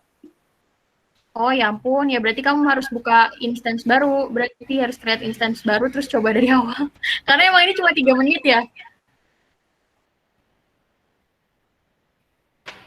Iya, ini cuma 3 menit labnya. Mungkin kamu bisa, kalau misal kamu mau nyoba dari awal lagi, bisa coba aja. Atau kalau misal kamu pengen yang nggak diwaktuin kayak gini, kamu bisa coba di lokal kalau misal kamu udah ada Docker Engine sama VS Code-nya. Saya coba lagi aja. Saya ulang. Oke. Nanti kalau kesulitan kasih tahu aja. Yang lainnya gimana? Terima kasih Kak. Ya. Yang lain berarti aman ya? Pak, sorry tadi 8084 dapat dari aman mana Kak, ya? cuma masih bingung. Iya, bingung gimana tuh? Mungkin bingung fungsinya kali ya, Bang, fungsi Docker ini. Oke, jadi gini. Dipraktekin jalan sih. Kenapa? Ya kalau dipraktekin jalan sih. Oh, kalau dipraktekin jalan, tapi sebenarnya bingung fungsinya kayak gimana. Fungsinya itu buat apa? Iya, karena nggak pernah megang program, lebih ke Mm-mm. network. Pas megang ini pengenalan agak bingung juga. Oke, jadi aku kasih contoh case yang paling ini ya, paling apa namanya, paling sering kita temuin. Kayak kalian pernah nggak sih kayak gini? Misalnya aku ada tugas bikin aplikasi nih. Ini baru-baru banget terjadi sih di apa namanya matkul aku. Jadi aku ada tugas bikin aplikasi, terus kita ngumpulin ke dosennya itu zip file, berupa zip file. Nah, ketika aku bikin aplikasi di apa namanya di laptop aku itu jalan, tapi pas apa namanya pas si dosennya itu ngoreksi aplikasi aku, kan aku ngumpulnya berupa zip file tuh. Pas dia jalanin itu tuh di dia nggak jalan. Ternyata pas ditelusurin lagi, masalahnya itu cuma dia misalnya kayak lupa ngejalanin npm install, atau apa namanya, ya kayak gitu, lupa ternyata di laptopnya dia nggak terinstall Node.js, kayak gitu. Masalah-masalah kayak gitu kan bikin riuh banget kan, dan itu cuma contoh kecil. Sebenarnya kalau misalnya contoh yang lebih apa namanya lebih besarnya lagi, itu Docker ini bisa banyak manfaatnya kalau misalnya udah dipakai di bisnis yang udah gede. Kalau misalnya emang mungkin kalau nggak terlalu berasa kalau misalnya kita nge-develop aplikasi ini tuh sendiri. Tapi kalau misalnya kita nge-develop aplikasinya itu timnya udah gede dan kayak butuh nge-develop dengan cepat, Docker ini tuh sangat berguna karena di dalam folder ininya, folder app-nya ini kan udah ada Docker file kan. Otomatis kalau misalnya si teman kamu pengen nge-develop app ini, dia tinggal apa namanya, tinggal punya folder ini, yang dimana folder aplikasinya ini bisa diambil dari repository kayak GitHub dan lain-lain, yang isinya udah ada Docker file. Terus abis itu dia tinggal develop app-nya, tinggal jalanin pakai Docker. Dia nggak perlu setting up Node.js lagi, dia nggak perlu ngejalanin npm install lagi karena apa namanya udah ada Docker file. Dia cuma tinggal develop app-nya, terus habis itu dia jalanin pakai Docker kayak gitu. Jadi nggak ada lagi tuh kata-kata doesn't work on my machine. Terus abis itu di deploy di production-nya juga lebih gampang kayak gitu sih kegunaannya. Emang mungkin kalau nge-developnya itu kayak kita nge-develop aplikasi buat sendiri kayak gitu, emang belum terlalu berasa sih fungsinya. Tapi kalau misalnya untuk collaborate dan untuk di bisnis yang besar, ini berasa banget kalau misalnya Docker itu sangat membantu. Kayak gitu. Semoga menjawab ya. Iya, makasih Kak. Karena memang tradisional juga mulai ditinggalin sih kalau di kantor sih. Jadi production udah mulai coba pakai Docker, belajar Kubernetes gini-gini sih. Oke. Semoga bisa ada idea sedikit tentang Docker setelah ini. Oke. Yang lainnya gimana? Ada pertanyaan nggak? Ini ya, aku mau jawab yang sorry tadi 8084 dari mana ya? Maksudnya kenapa bisa aku tiba-tiba pakai 8084 gitu? Atau kenapa di sini ada tombol 8084 dari mana? Pertanyaannya gimana? 8084 kenapa aku pakai 8084 atau kenapa bisa ada tombol 8084 di sini? Siapa namanya? Christian Vincent.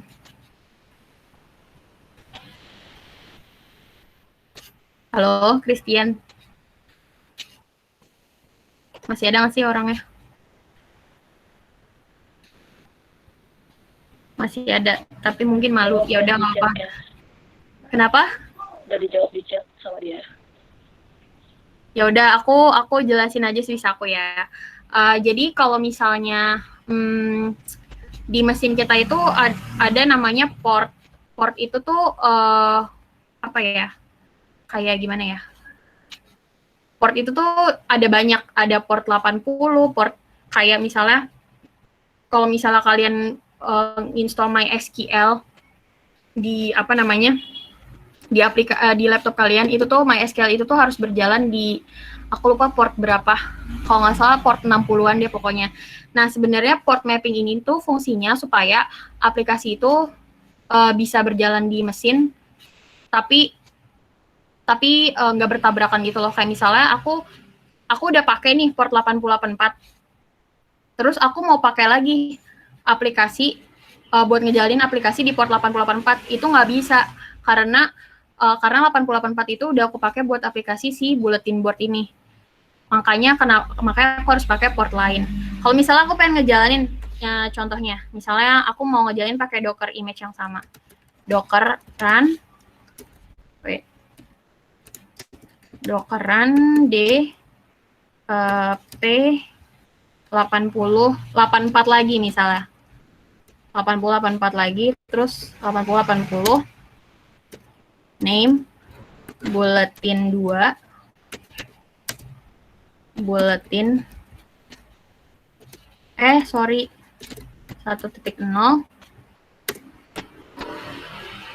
nggak bisa karena 8084 udah dipakai. Nah, port itu fungsinya kayak gitu. Kita bisa pakai macam-macam port untuk beda-beda aplikasi karena satu port itu cuma bisa satu aplikasi. Nah, berarti kalau misalnya aku pengen nge-run lagi, aku harus pakai port yang beda. Misalnya aku bisa juga pakai docker run d p, aku mau pakai 8080 misalnya. Nggak tahu ya bisa apa nggak, karena biasanya 8080 tuh kayak udah dipakai gitu loh. Tapi kita coba aja. Name bulletin 3 bulletin 1.0. Nah, ini baru bisa karena aku nggak pakai port 8084 lagi. Kayak gitu. Jadi port mapping tuh fungsinya kayak gitu. Semoga menjawab. Sorry, aku juga nggak terlalu expert sih dijadiin. Kenapa pakai? Oh, ya itu tadi penjelasannya. Semoga menjawab ya. Kalau misalnya, oke Kak, thank you. Yang lainnya ada pertanyaan lagi nggak? Atau ada yang masih bingung? Kalau misal mau setup database kayak Postgre atau MySQL itu setupnya langsung melalui terminal atau nggak? Kalau misalnya jadi gini, Docker file ini tuh sebenarnya kayak bukan sesuatu yang harus. Docker file itu tuh misalnya kayak pembantu. Kalau misalnya aku jarang sih, kayak hampir nggak pernah deh kalau misalnya kita nginstall database di server terus pakai Docker file, kayak nggak mungkin deh. Pasti database itu pasti dia harus langsung di server lah. Cuma biasanya mungkin portnya yang beda-beda. Kayak misalnya aku lupa MySQL itu port berapa. Kalau nggak salah port 60-an. Pas Postgre juga biasanya beda portnya sama MySQL. Itu bisa langsung melalui terminal, setupnya langsung lewat terminal aja, nggak perlu pakai Docker file.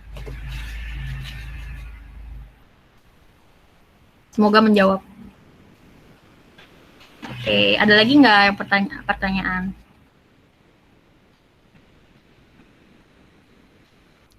Tadi biar muncul yang tag 8084 itu gimana? Yang mana tuh? Kan tadi udah nge-run nih, Docker run, DP, dan lain-lain. Terus tadi masih belum muncul 8084 nya tagnya. Di ininya, di sininya. Aha. Berarti runningnya gagal. Karena kalau misalnya runningnya itu berhasil,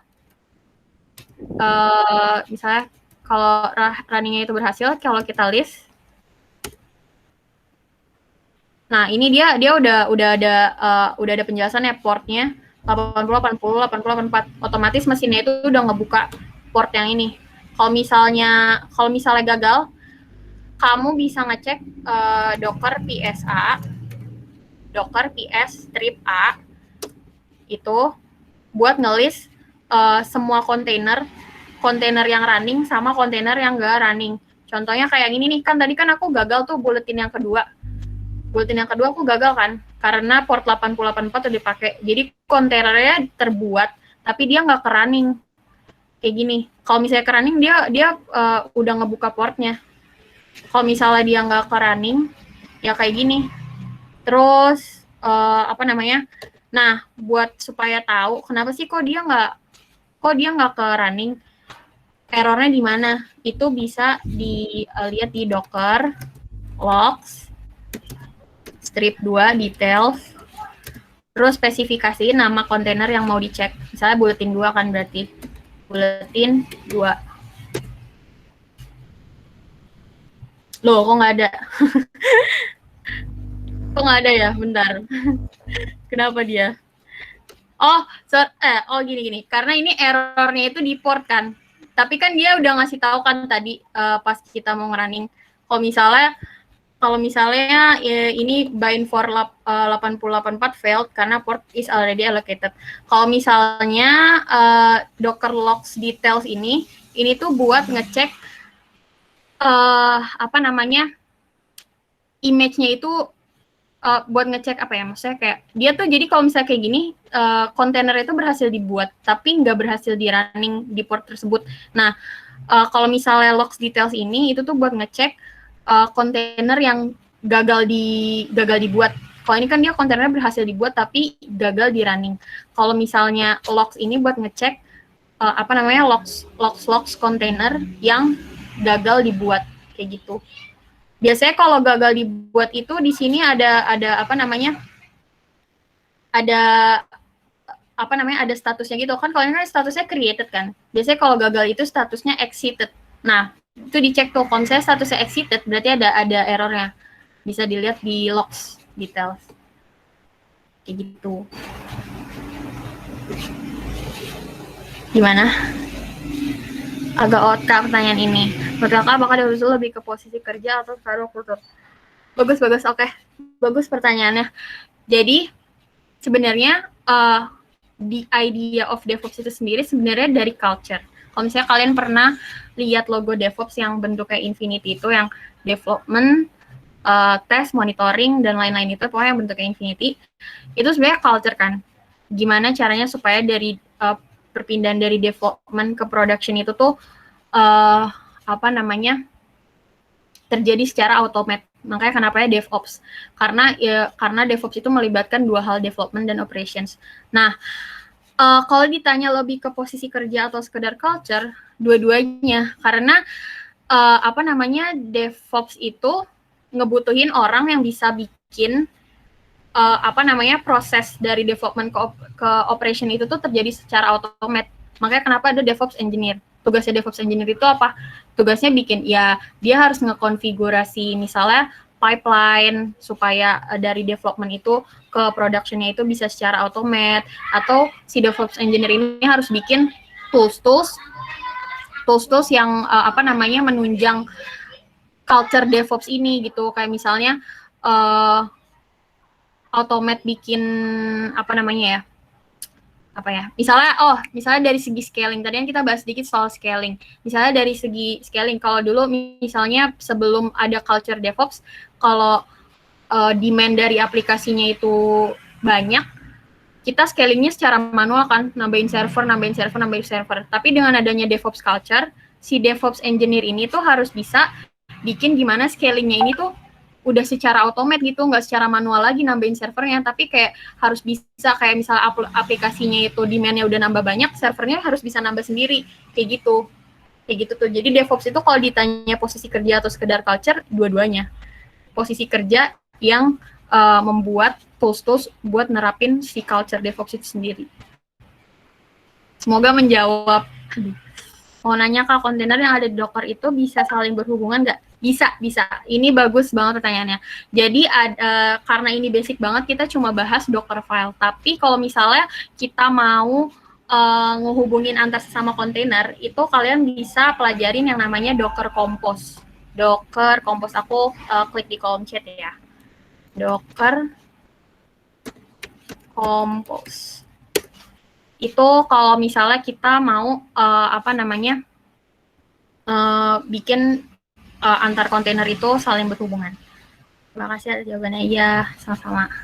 Oke, ada lagi nggak pertanyaannya, guys?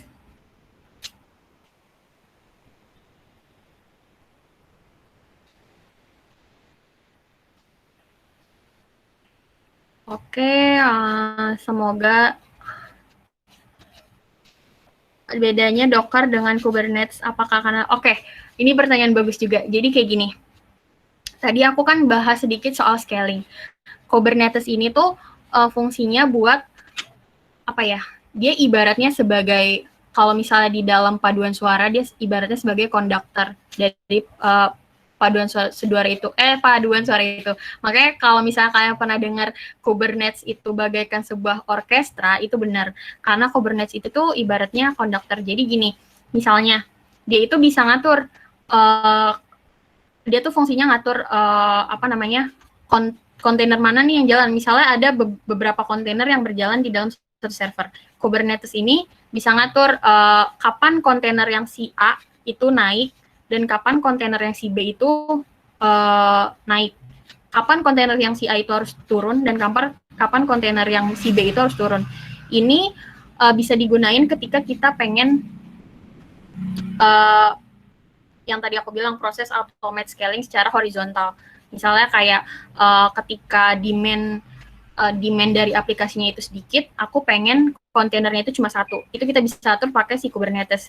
Tapi kalau demand-nya itu udah misalnya sekitar meninggi sampai 60%, aku pengen kontainer itu scaling sampai 2 atau 3. Itu fungsinya Kubernetes. Jadi dia untuk ngatur si kontainer-kontainer yang berjalan di dalam sebuah server atau virtual machine itu. Kayak gitu, semoga menjawab.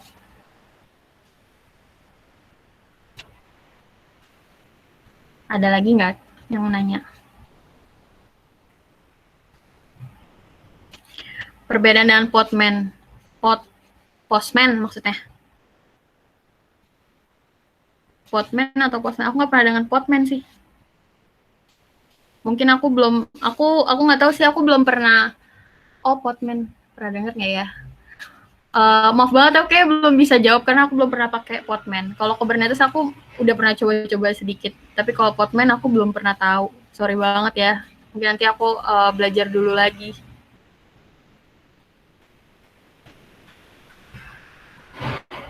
Ayo teman-teman, kira-kira ada yang mau nanya lagi nggak? Iya. 1-2 pertanyaan lagi deh. Iya deh. Habis itu mungkin kita harus menutup paguyuban ini, guys.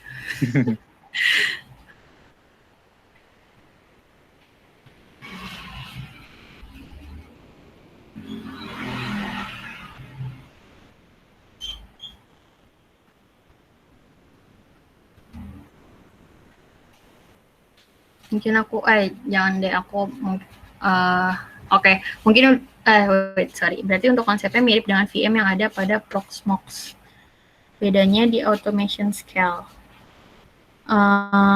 Ini maksudnya apa nih, Kubernetes atau apa?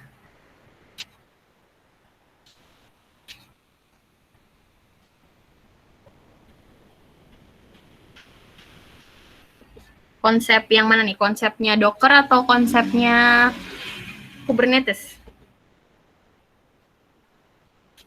Ada gak selain Docker yang ada. Karena sebenarnya balik lagi ke sejarah kontainer itu sendiri. Sebenarnya kontainer ini tuh tadinya tuh internal teknologi gitu loh. Internal teknologinya aku lupa, Microsoft, Google, atau pokoknya Microsoft, Google, dan Linux lah. Pokoknya big tech company. Nah, tapi untuk supaya teknologi kontainer ini bisa dipakai banyak orang, baru dia muncul namanya Docker Inc. Nah, teknologi lain yang pakai kontainer ada. Tapi aku nggak tahu nama-namanya. Gitu, maksudnya selain Docker kan ada. Docker tuh kayaknya ke brandnya gitu deh. Kayak misalnya VM. Kayak misalnya contohnya VM. VM itu kan ada yang punyanya si GCP, Google Cloud, ada juga yang punyanya AWS kan. Kalau misalnya punyanya si Google Cloud namanya Compute Engine. Kalau misalnya punyanya si AWS namanya AWS EC2. Kayak gitu aja, sama sebenarnya. Kayak Docker tuh agak-agak ke brandnya gitu. Antara Kubernetes dengan Proxmox. Sekali lagi maaf banget, aku nggak tahu Proxmox soalnya, jadi aku nggak bisa jawab. Aku masih sangat belajar juga. Proxmox aku belum pernah pakai, jadi aku nggak bisa jawab bedanya Kubernetes dan Proxmox. Oh ya Kak, punten mau tanya lagi, kalau Docker Swarm itu apakah konsepnya seperti Kubernetes? Iya, betul. Dia untuk orchestration juga.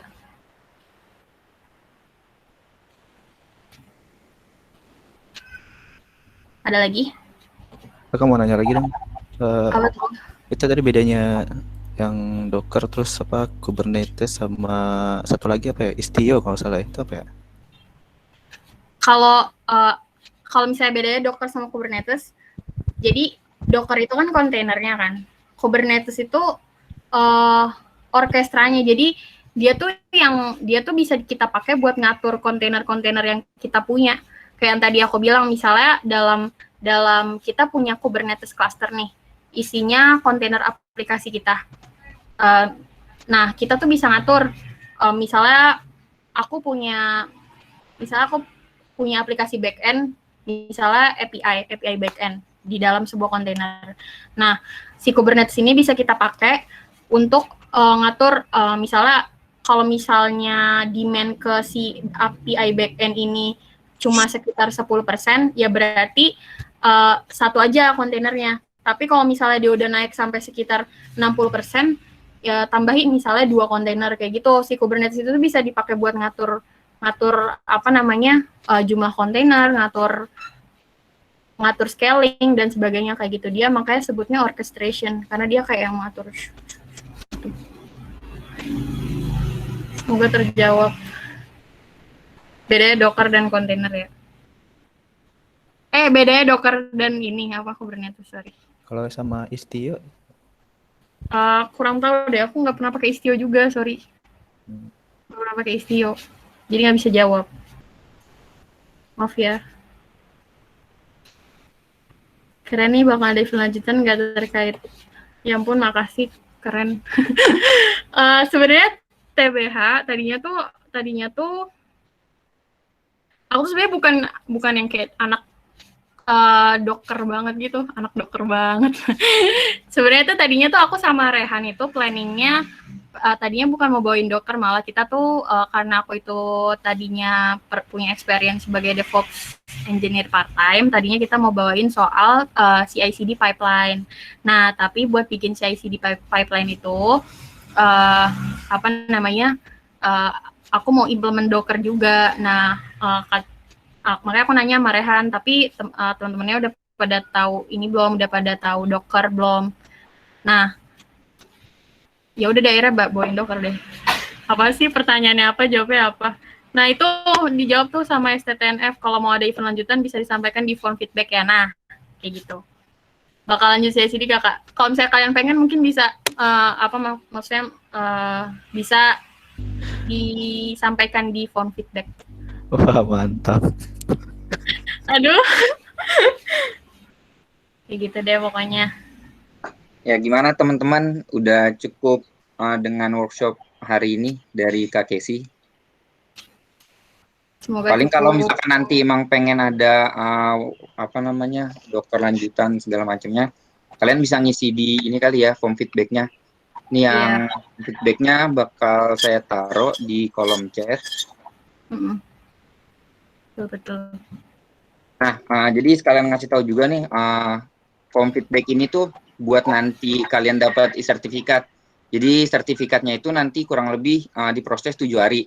Kalau dalam 7 hari itu belum dapat juga, kalian bisa lapor di grup WhatsApp atau bisa japri langsung kontak personnya. Di grup WhatsApp udah pada masuk kan ya?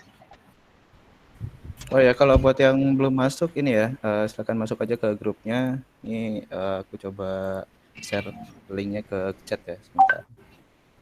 Mungkin buat teman-teman yang mau diskusi nanti. Ya bisa tuh di grup itu, di grup WhatsApp-nya kalau mau diskusi. Oke, nah ini sorry ini terakhir banget. Sebenarnya sih tadi tuh pengen ada ini sih sebenarnya kayak ala-ala nge-push image yang udah kita bikin ke Docker Hub, tapi nggak apa-apa. Mungkin teman-teman bisa nanti aku bakal share slide-nya, terus mungkin teman-teman bisa coba sendiri di rumah, bisa coba sendiri ini nge-push ke Docker Hub kayak gimana, gampang banget pokoknya, pasti bisa lah. Nah, ini sumber-sumber yang aku bawain hari ini itu ada dari buku judulnya Docker Deep Dive by Nigel Poulton. Lumayan sih itu kalau misalnya teman-teman udah pernah nyoba Docker terus kayak pengen bener-bener memahamin konsep Docker tuh kayak gimana, ini bukunya lumayan banget dan kayak dia tipe nulisnya tuh nggak textbook banget, jadi nggak ngeboringin. Terus yang pasti dari documentation-nya Docker yang sebenarnya itu udah lumayan lengkap juga. Terus ada dari Kubernetes IO juga, dari Codpolitan sama dari Medium. Aku bakal nge-share linknya ke chat kalau teman-teman pengen akses. Sorry belum di bit.ly-in, mungkin nanti bakal aku bit.ly-in terus aku kasih ke Rehan, terus nanti mungkin bisa dikirimin ke email teman-teman aja. Kayak gitu, sekian dulu dari aku. Makasih yang udah dengerin aku ngoceh hari ini. Semoga bermanfaat. Mohon maaf banget kalau ada kesalahan. Dan wassalamualaikum warahmatullahi wabarakatuh. Waalaikumsalam warahmatullahi wabarakatuh. Oke, terima kasih Kak Desi untuk weekly class-nya kali ini, workshop-nya. Sebelum closing, boleh minta tolong nggak teman-teman nyalain kameranya? Kita mau foto bersama nih. Jadi nanti saya screenshot aja. Yang sekiranya bisa nyalain kamera, tolong dinyalain kameranya.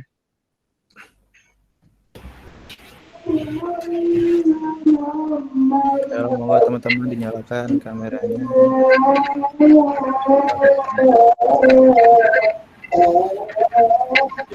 Makan dulu kali ya. Sambil Oke. nunggu azan ya. Yang lain?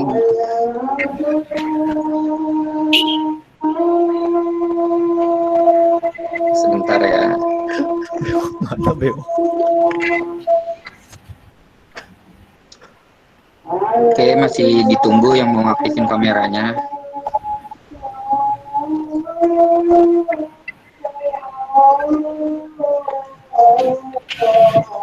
Oke, udah nih, berarti segini aja ya. Oke, di hitungan ketiga gaya bebas. Oke, 1, 2, 3. Oke. Ini dong. Wait. Sekali lagi. Logo DC. Sekali lagi ya. 1, 2, 3. Oke.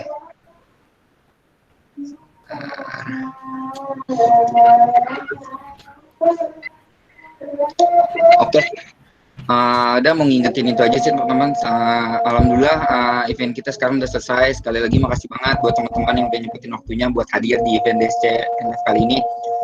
Terus mau nginfoin juga nih buat teman-teman yang mau ikut next event atau event selanjutnya dari DSCNF, kalian bisa follow sama pantengin terus sosmed dari DSCNF. Kita juga punya Medium sama YouTube-nya. Terus buat yang mau tahu lebih update lagi terkait event DSCNF, bisa join juga di member. Nanti saya share di kolom chat untuk linknya.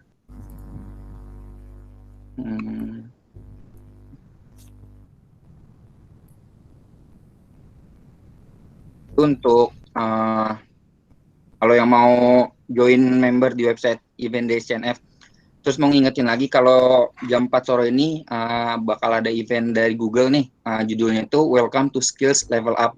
Jadi buat yang mau tahu tips and trick interview, terus bikin CV yang baik dan benar, upgrade personal branding biar banyak perusahaan yang lirik, itu kalian juga bisa daftar di linknya. Linknya udah saya taruh, bisa daftar di link situ juga.